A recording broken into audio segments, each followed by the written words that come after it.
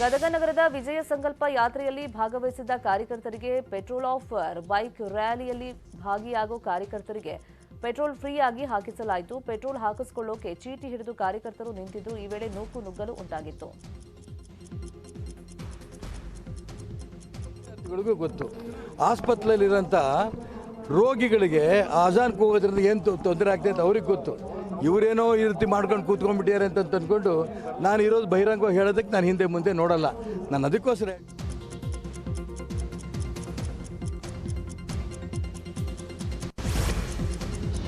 ಆಜಾನ್ ವಿಚಾರವಾಗಿ ಮಾಜಿ ಸಚಿವ ಕೆಎಸ್ ಈಶ್ವರಪ್ಪ ತಮ್ಮ ಹೇಳಿಕೆಯನ್ನ ಸಮರ್ಥಿಸಿಕೊಂಡಿದ್ದಾರೆ. ಆಜಾನ್ ಕೂಗ್ತಾ ಇರೋದ್ರಿಂದ ವಿದ್ಯಾರ್ಥಿಗಳಿಗೆ ತೊಂದರೆ ಆಗ್ತಾ ಇದೆ, ಆಸ್ಪತ್ರೆ ಇರುವಂತ ರೋಗಿಗಳಿಗೆ ತೊಂದರೆ ಆಗುತ್ತೆ, ಬೇರೆಯವರಿಗೆ ತೊಂದರೆ ಆಗದ ರೀತಿಯಲ್ಲಿ ಕೂಗಬೇಕು ಅಂತ ಹೇಳಿ ಸುಪ್ರೀಂ ಕೋರ್ಟ್ ತೀರ್ಪನ್ನು ಕೊಟ್ಟಿದೆ. ಈ ರೀತಿ ಮಾಡೋದು ತಪ್ಪು ಅಂತ ಹೇಳಿದ್ದಾರೆ. ಆಸ್ಪತ್ರೆಯಲ್ಲಿರೋಂಥ ರೋಗಿಗಳಿಗೆ ಆಜಾನ್ ಹೋಗೋದ್ರಿಂದ ಏನು ತೊಂದರೆ ಆಗ್ತದೆ ಅಂತ ಅವ್ರಿಗೆ ಗೊತ್ತು. ಇವರೇನೋ ಈ ರೀತಿ ಮಾಡ್ಕೊಂಡು ಕೂತ್ಕೊಂಡ್ಬಿಟ್ಟಿದ್ದಾರೆ ಅಂತ ಅಂದ್ಕೊಂಡು ನಾನು ಇರೋದು ಬಹಿರಂಗವಾಗಿ ಹೇಳೋದಕ್ಕೆ ನಾನು ಹಿಂದೆ ಮುಂದೆ ನೋಡಲ್ಲ. ನಾನು ಅದಕ್ಕೋಸ್ಕರ ಹೇಳ್ತಾ ಇರೋದು, ಸುಪ್ರೀಂ ಕೋರ್ಟು ಜಡ್ಜ್ಮೆಂಟ್ ಕೂಡ ಕೊಟ್ಟಿದೆ ಈ ರೀತಿ ಬೇರೆಯವ್ರಿಗೆ ತೊಂದರೆ ಆಗದೇ ಇರೋ ರೀತಿಯಲ್ಲಿ ಆ ವಾಯ್ಸನ್ನು ಕೂಡ ಇಟ್ಕೋಬೇಕು ಅಂತ. ಮತ್ತು ರಾತ್ರಿ 10 ಗಂಟೆಯಿಂದ ಬೆಳಗ್ಗೆ 6 ಗಂಟೆ ತನಕ 100% ಬ್ಯಾನ್ ಆಗಿದೆ. ಇದಿದ್ದು ಕೂಡ ಇವರು ಈ ರೀತಿ ಮಾಡ್ತಾರೆ, ನನ್ನ ವಿರುದ್ಧ ಪ್ರತಿಭಟನೆ ಮಾಡ್ತಾರೆ ಅಂದರೆ ಜನರ ಸಾಮಾನ್ಯರ. ಚಿಕ್ಕಮಗಳೂರಿನಲ್ಲಿ ಮತ್ತೆ ಧರ್ಮ ದಂಗಲ್ ತಾರಕಕ್ಕೇರಿದೆ. ಕಿಗ್ಗದ ಋಷ್ಯಶೃಂಗೇಶ್ವರ ಸ್ವಾಮಿ ದೇವಳದ ಜಾತ್ರೆ ವಿಷಯದಲ್ಲಿ ವ್ಯಾಪಾರ ದಂಗಲ್ ಶುರುವಾಗಿದೆ. ಜಾತ್ರೆಯಲ್ಲಿ ಅನ್ಯ ಧರ್ಮೀಯರು ವ್ಯಾಪಾರ ಮಾಡೋದನ್ನ ನಿರ್ಬಂಧಿಸುವಂತೆ ಜಾಗೃತ ಹಿಂದೂ ಬಾಂಧವರ ಹೆಸರಲ್ಲಿ ತಹಶೀಲ್ದಾರ್ಗೆ ಮನವಿಯನ್ನ ಸಲ್ಲಿಕೆ ಮಾಡಲಾಗಿದೆ.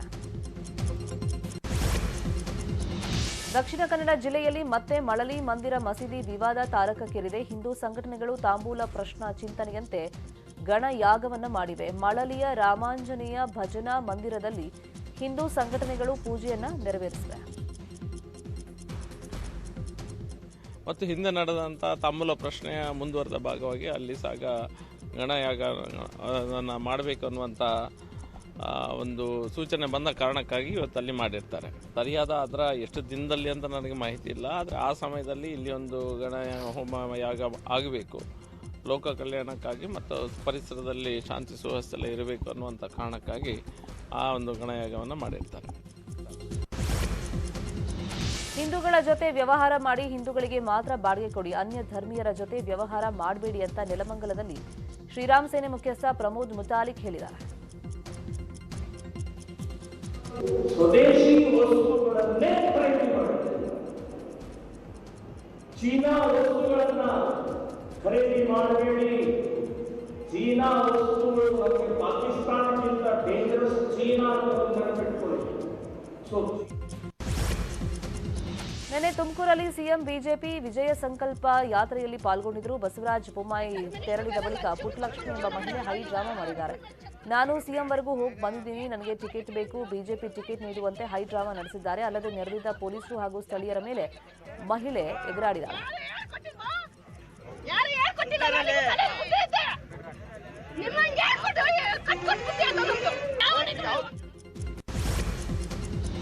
ವಿಜಯಪುರದ ಜುಮನಾಳ ಗ್ರಾಮದ ಬಳಿಯಲ್ಲಿ ಕೇಂದ್ರ ಸಚಿವೆ ಸಾಧ್ವಿ ನಿರಂಜನ ಜ್ಯೋತಿ ಪ್ರಯಾಣ ಮಾಡ್ತಾ ಇದ್ದ ಕಾರ್ ನಿನ್ನೆ ಅಪಘಾತವಾಗಿದೆ. ಘಟನೆಯಲ್ಲಿ ಕೇಂದ್ರ ಸಚಿವರಿಗೆ ಹಾಗೂ ಕಾರ್ ಚಾಲಕನಿಗೆ ಸಣ್ಣ ಪುಟ್ಟ ಗಾಯಗಳಾಗಿದೆ. ಇಬ್ಬರನ್ನು ಜಿಲ್ಲಾ ಆಸ್ಪತ್ರೆಗೆ ರವಾನಿಸಿ ಚಿಕಿತ್ಸೆಯನ್ನ ನೀಡಲಾಗ್ತಾ ಇದೆ. ಬಳಿಕ ಮಾತನಾಡಿದ ಕೇಂದ್ರ ಸಚಿವೆ ಸಾಧ್ವಿ ನಿರಂಜನ ಜ್ಯೋತಿ, ಯಾವುದೇ ಅಪಾಯ ಆಗಿಲ್ಲ, ನಮಗೆ ಸಣ್ಣ ಪುಟ್ಟ ಗಾಯ ಆಗಿದೆ, ದೇವರ ದಯೆಯಿಂದ ಅಪಘಾತದಿಂದ ಪಾರಾಗಿದ್ದೀವಿ. ನಮ್ಮ ವಾಹನ ಚಾಲಕನಿಗೆ ಸಣ್ಣ ಮಟ್ಟಿನ ಸ್ವಲ್ಪ ಗಾಯ ಆಗಿದೆ, ಯಾರೂ ಭಯ ಪಡೋ ಅವಶ್ಯಕತೆ ಇಲ್ಲ ಅಂತ ಹೇಳಿದ್ದಾರೆ.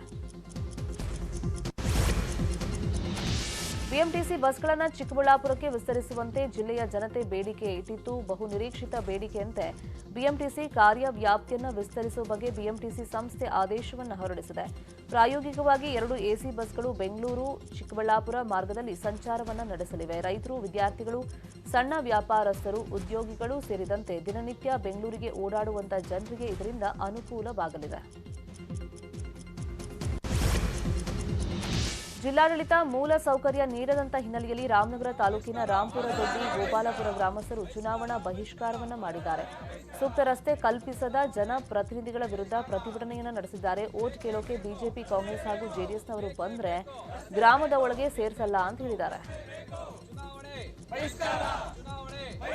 ಇವತ್ತು ನಾವು ರಾಂಪುರ ದೊಡ್ಡಿ, ಇಳುಗುರು ಕಾಲೋನಿ, ಗೋಪಾಲ್ಪುರ ನಮ್ಮ ಈ ಗ್ರಾಮದ ರಸ್ತೆ ಸಂಪರ್ಕ ನಮಗೆ ಸರಿ ಇಲ್ಲದೆ ಇರೋದ್ರಿಂದ ನಾವು ಎಲ್ಲ ರಾಜಕೀಯ ಪಕ್ಷಗಳನ್ನ ನಾವು ಮತದಾನಕ್ಕೆ ಬರದಂತೆ ನಾವು ಬಹಿಷ್ಕಾರ ಮಾಡ್ತಾ ಇದ್ದೀವಿ. ಯಾಕೆ ಈ ವಿಚಾರ ಏನಂದ್ರೆ ನಮ್ಮ ರಸ್ತೆನಲ್ಲಿ ದಿನನಿತ್ಯ ಶಾಲಾ ವಾಹನಗಳಿರ್ಬೋದು ಮತ್ತೆ ರಸ್ತೆ ಸಂಚಾರ ಇರ್ಬೋದು, ಸಿಕ್ಕಾಬಿಟ್ಟೆ ತೊಂದರೆ ಇದೆ ನಮ್ಮ ರಸ್ತೆನಲ್ಲಿ.